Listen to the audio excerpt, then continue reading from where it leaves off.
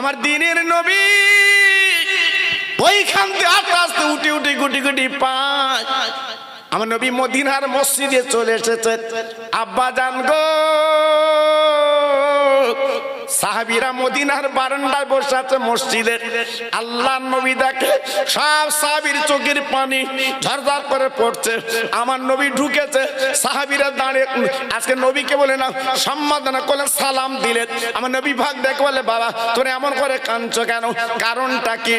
ও ভাইরা রে, হযরত ওমর পর উসমান গনি আলী হযরত প্রত্যেক সাহাবী দাঁড়িয়ে বলে নবী গো আজকের মদিনার মসজিদের বারান্দা কেন কাঁদছি? আজকের 3 দিন আমাদের খাওয়া না, ক্ষুধার যন্ত্রণা কাঁদছি।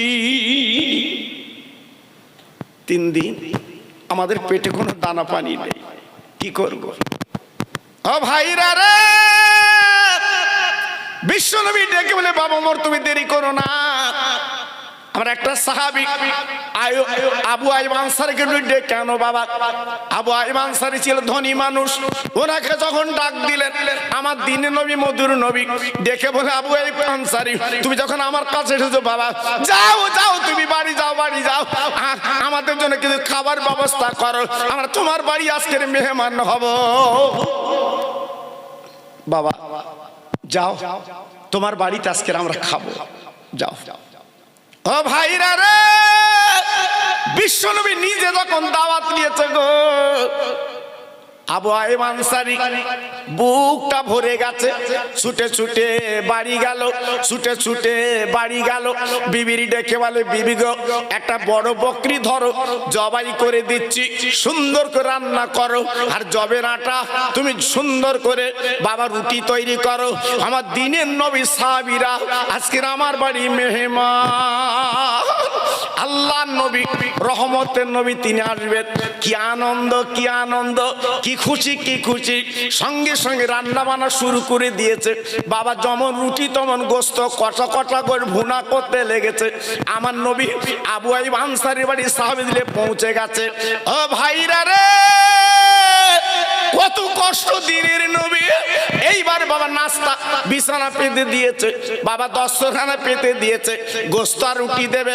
আমার দিনের নবী ডেকে বলে আবু বকর দুটো রুটি আর একটু গোশত নিয়ে আমার ফাতেমার বাড়ি পৌঁছে দাও, আমার মেহির বাড়ি আগে পৌঁছে দাও, আমার কলিজার টুকরা ফাতেমা আজকে 3 দিন উনুনটা জ্বলে না, ওর দুটো বাচ্চা কোলে কাঁদছে। আমি নবী বুঝতে পেরেছি, যাও যাও দুটো রুটি আর কিছু গোস্ত আমার মেয়ের বাড়ি তুমি পৌঁছে দাও। আবু বকর সিদ্দিক রাদিয়াল্লাহু তাআলা আনহু একটু গোস্ত একটু রুটি নিয়ে ফাতেমার বাড়ি গেছে। ফাতেমা, ফাতেমা, ফাতেমা, এই লাও দুটো বাচ্চা, দুইয়ের উপরে মাথা রেখে মা ফাতেমা কাঁদছে দুই বাচ্চার বুকে নিয়ে। আহ ক্ষুধার যন্ত্রণায়, ক্ষুধায় কাতর। হ্যাঁ, এইবার আবু বকর সিদ্দিক রাদিয়াল্লাহু তাআলা আনহু যখন কিছু রুটি আর কিছু গোশত যখন ফাতেমার কাছে নিয়ে গেছে, ফাতেমা খুশিতে বাগে বাগে। ও ভাইরা রে, ফাতেমা চিৎকার করে ডেকে বলে ও আবু বকর, ও আমার নানাজি, আমার আব্বা কিছু খেয়েছে কি বলো, আমার আব্বার অবস্থা কেমন বলো। ও ভাইরা রে, মেয়েরা মা বাবার কত যত্ন করে দেখুন তো। তাই ডেকে বলছে ও ফাতেমা আমরা এক জায়গা বসে খাইবো, কিন্তু নবীজি গালে তোলার আগে তোমার বাড়িতে বিশ্বনবী আগে পৌঁছে দিতে বলেছে। আবু আইয়ুব আনসারী রাদিয়াল্লাহু তাআলা আনহুর বাড়ি আজকের আমাদের দাওয়াত, আমরা খাবো, কিন্তু তার আগে তোমার কাছে গোশত আর রুটি দিয়েছি। আমার দিনের নবী রহমতের নবীর মেয়ে জড় করে কে বলছে না না আবু বকর আজকে যে গোশত আমার কাছে দিয়েছে আমার আব্বার কি হবে, আমার আব্বার কি রুটি হবে? বলে হ্যাঁ হবে। এবার আবু বকর সিদ্দিক গুটি গুটি পায়, গুটি গুটি পায় আমার নবীর কাছে পৌঁছে গেছে। একবার জোরে চিল্লে বলা যাবে না সুবহানাল্লাহ। আবু বকর আমার মেয়ের কাছে দিয়েছো বাবা?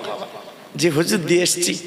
আজকের ক্ষুধার যন্ত্রণায় কাঁদছিল, দুটো বাচ্চা দুই উড়োর উপরে মাথা দিয়ে মা ফাতেমা কাঁদছিল, মা ফাতেমার কাছে পৌঁছে দিয়েছি।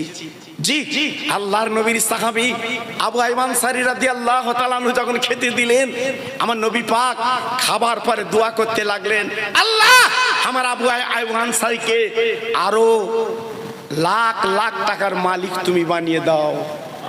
একটু জোরে বললেন না, আর একটু চিল্লে বললেন না? জি, আমার নবী পাক দোয়া করছে বাবা, মানে কি? জি, আমার নবী পাকের দোয়া ছেলে খেলা ব্যাপার না। বিশ্ব নবী যখন দোয়া করলেন, আল্লাহ পাক কবুল করে নিলেন, আল্লাহ পাক মকবুল করে নিলেন। আমার আল্লাহ পাক কি করলেন? ওই আবু আইয়ুব আনসারীকে মদিনার ধনী বানিয়ে দিয়েছিলেন। আর একটু জোরে বলুন, আর একটু চিল্লে বলুন।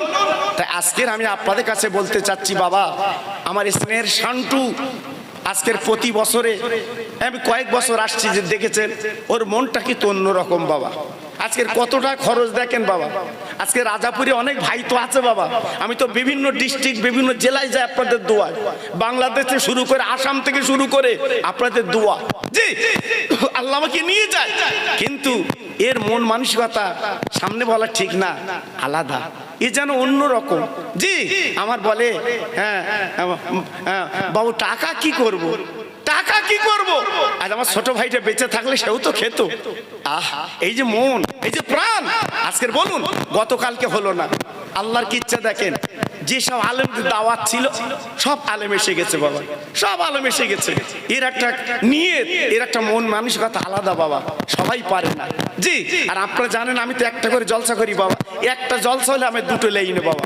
জি, যেহেতু শরীরে কুলোয় না, আগে 3টে 4টে করে করেছি বাবা মোটর সাইকেলে। জি আল্লাহ, আপনারা জানেন তো হুজুরের সঙ্গে যখন থাকতাম বাবা। জি, এখন একটা হয়ে গেল আর করিনি, অত্যন্ত মহব্বত করে, ভালোবাসে। আজকের হুজুরের দাওয়াত ছিল সেই তালবে আপনার ওই ভাবি আর পাশ আমাকে সকালবেলা ফোন করে বলছে হুজুর ওর বাড়িটা আসতে হবে। হুজুর বলছে আমার তো দাউদ আছে বাবা, আমি কি করে যাবো? আমি বলে কোনো কথা চলবে না, দরকার আপনার ছেলেদের ওখানে পাঠিয়ে দেন, এর কেন আসতে হবে। আল্লাহু আকবার, কথা রেখেছে বাবা, কথা রেখেছে। আমার জুলফিকার ভাই মনের মানুষ, হ্যাঁ খুব ভালোবাসার মানুষ, আমাকে খুব মহব্বত করে, আমি ওকে ভালোবাসি বাবা। জি আলেম ভালো, কিন্তু আল্লাহ পাকের ইচ্ছা জি ও কথা রেখেছে, ও যাবে এখান থেকে সেই পাতুয়ায় যাবে। সব তো সেট, আপনার কি করা যায় বাবা, সুদের মুখের দিকে তাকিয়ে আমাদের এইসবগুলো করতে হচ্ছে। নাহলে এত কম সময় বলি, আপনারা জানেন তো বাবা, সেই গত বছর খিচড়ি যতক্ষণ না হয় ততক্ষণ আমি চালাই বাবা। কি আল্লাহ, ওদিকে নাকড়ি ঘরে আমি এদিক চালাই বাবা। কিন্তু আজকে ব্যতিক্রম হয়ে গেছে বাবা, মনে কিছু করবেন না, সময়ের ব্যাপার আছে বাবা। সব তো দাউদ সিজন তো বাবা, সব দাউদ। জি, ব্যাংক না ডাকা পর্যন্ত আমাদের ডাক বন্ধ নেই, চলবে বাবা। জি আল্লাহু আকবার, মনে কিছু করবেন না। আমার ভাই এসে আলোচনা করবে।